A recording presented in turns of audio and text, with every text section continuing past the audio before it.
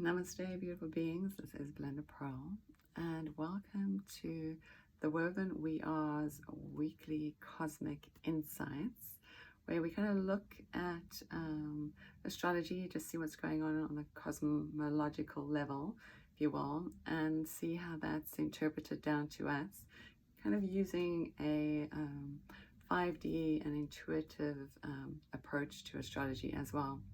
And then looking at the numbers too to see what's going on, and then using a little bit of oracle insights to help us divine the path ahead and forge our way forward.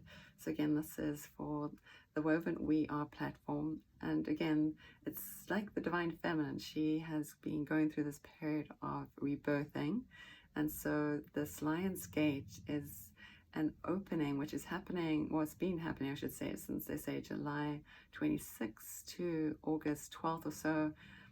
This astrological alignment which the ancient Egyptians revered for a time of great abundance and fertility, as well as it has a connection with the star Sirius, which was then is deemed the heaven's gateway, or the spiritual sun, and goddess Isis, and even how the pyramids are aligned in the desert and the direction of the Sphinx is all to do with this rising of Sirius, this divine feminine aspect.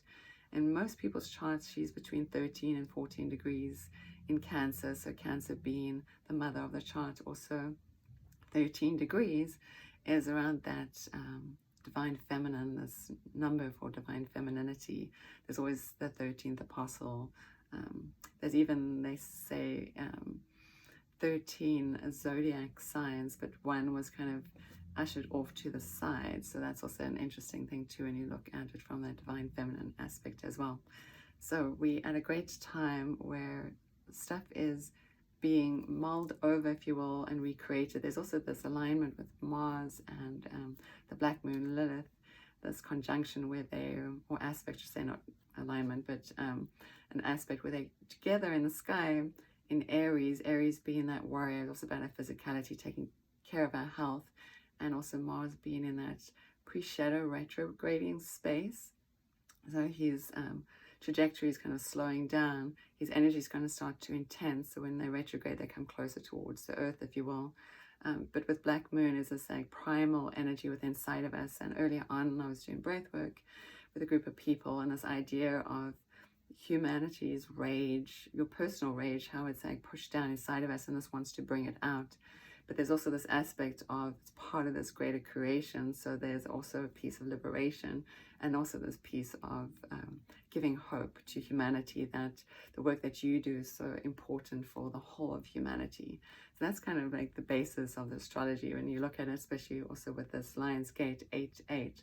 8 being that infinite number connected to the soul, infinite self, infinite incarnations, if you will, the limitless self as well, that limitless space, this undefinable space, if you will, definable space, if you will.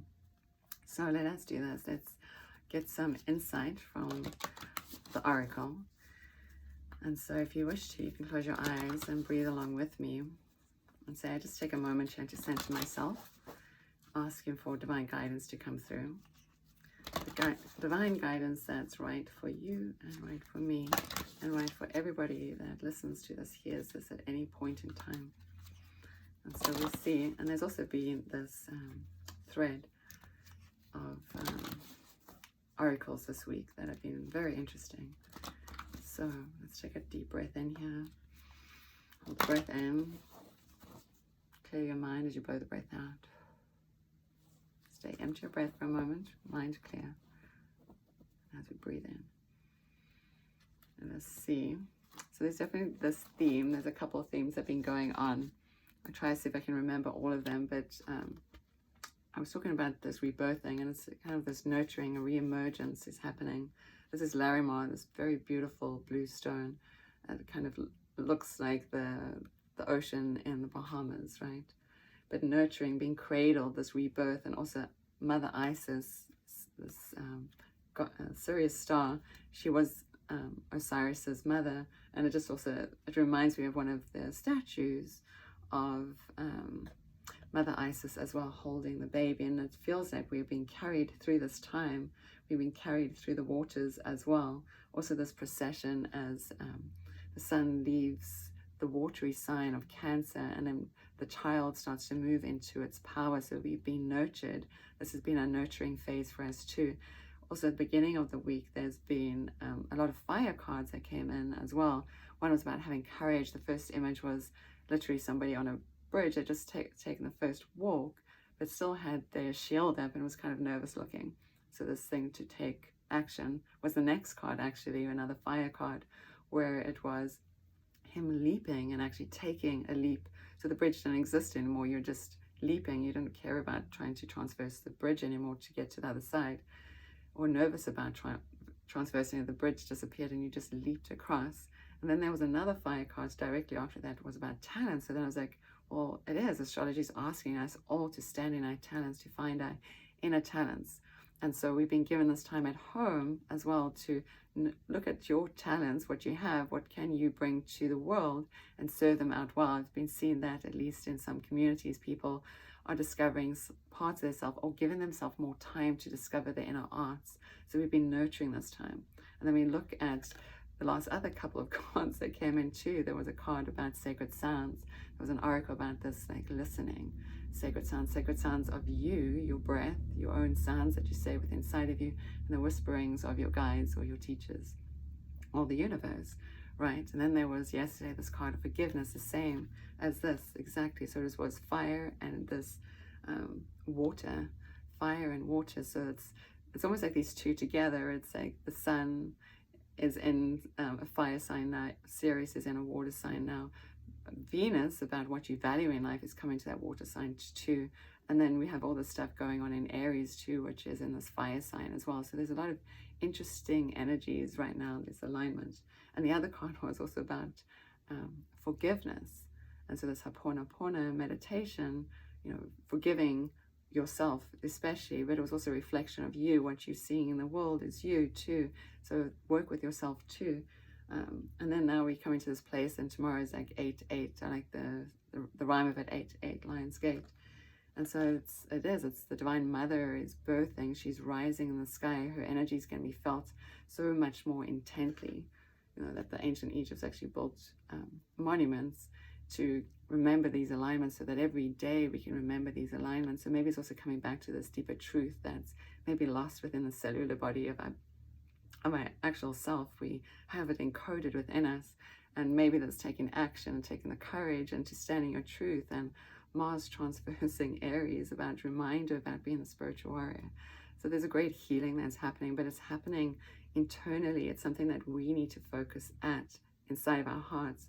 So instead of looking outside what anybody else is doing, the best guidance right now is to go inside, look at your heart, nurture your heart, love yourself, and love your gifts and talents. Allow them to come out. And imagine that you're taking seeds and you're bringing all your attention to this, and every day you're going to speak to them and water them, and you'll see that these plants will grow. I've seen it too. Somebody mentioned yesterday the Celestine prophecy. I read this long time ago, and I remember so much in the book where they would sit in front of a tree or a plant, and they would converse, and you could see the energy exchange. And I've done it too, where I had a plant in one of my rooms in South Africa where I did a lot of healing work, and obviously the energy was high in there, but I would sometimes stand there and just smile at the plant and just send it such loving light, and this plant grew like this huge jungle in my room. Anyway, so bringing your awareness into your heart is so important now. Loving yourself is so important now. Nurturing yourself is so important now. Venus moving into Cancer, what you value about you, to stand in that place of your home and see what it is. First, your heart is your home around you. It's asking us to be carried and nurtured, and also bathe yourself too. This water, but there's this piece of the sun sparkling on the water here too. It's like this came in on Monday too, watching the sun dance on the water, and the idea of that was so perfect. And somebody in fact sent me a photograph of that same afternoon after I shared that card with her, and it was amazing to see it because it was exactly what the card said, even though it was just words. You could see the imagery, and the feeling brought great delight. So something that we can all do. We live by the ocean or by a body of water. If if you see the sun dancing on the ripples of the waves, it's an idea, it's a thing for celebration. We should all be celebrating. Anyway, I'm starting to waffle on because the energy wants to come through and wants to share with you so much. So from my heart to yours, may you always be blessed. May you have a beautiful and wise day. Namaste. And again, this is Belinda Pearl. You can always find me at belindapearl.com. And you can find me here at Woven We Are. And we look forward to seeing you all again soon. Namaste.